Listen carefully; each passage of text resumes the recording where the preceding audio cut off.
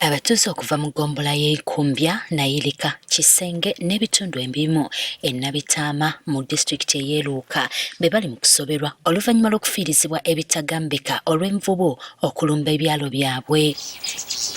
Ennimiro eno bwe bumu ku bujulizi bw'envubu ezaalumba ebyalo eby'enjawulo mu disitulikiti y'Eluuka ezimaze emirembe ku batuuze nga ziboononera emmere okugirya nga kati obweraliikirivu bwa kulumbibwa njala.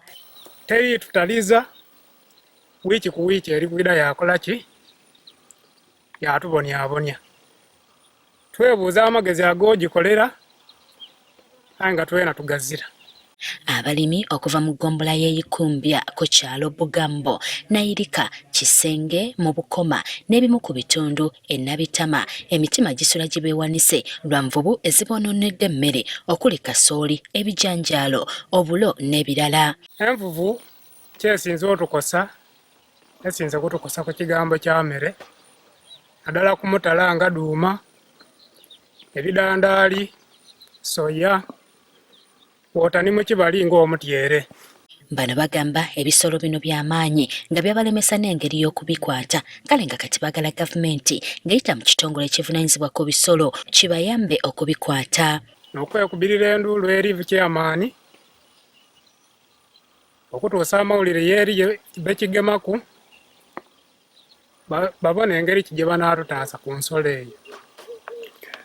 Kubanga niife abavubi tuvubamu kwofuna ku byokulya era buti tutyamu era obwavu buli tuluma.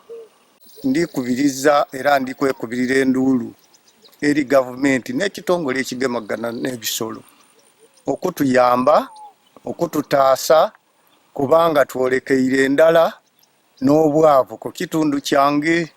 Amyuka RDC w'eno Rogers Ntogonya atubulidde nti mu kiseera kino bawadde abatuuze amagezi okusima emifulejje mu nnimiro zaabwe zikole ng'obutego okukwata ensolo zino. Wildlife Authority yasobola okuba nga yatuweereza ttiimu wano era ttiimu yaida yasobola okuba nga enoonyereza envubu edo diriwa era dikosesa ditya abantu. Baatuuka ku kitundu era bakakasa nti envubu diriyo era batwalowooza nti ndala wabula abakuba jo batukoba ati envubu dino diriina era nga tindala nga bwe tubaire tulowooza. Kale basaba abantu babawa amagezi babakoba nti amagezi gano ge bali kubawa babakoba bateeku obuti oba bateeku fence ku mbalama iwe ng'envubu dino tidisobola kuva eno mu buffer zone oba ku mbalama iwe de balimiraku eddene ebibali okusobola okuba nga ddingirira ebirime byabwe oba tinekyo nti basimewo enkonko era bona beirayo nti kabaje banoonye nga amagezi aganasobola okuba nga bayamba community ku nsonga ey'envubu dino. Tukitegedde nti bano waakiri baagala baliyirirwe ku ebyo ebyonooneddwa ebisolo bino. Kyatambula kyaniina niina okugiyitale.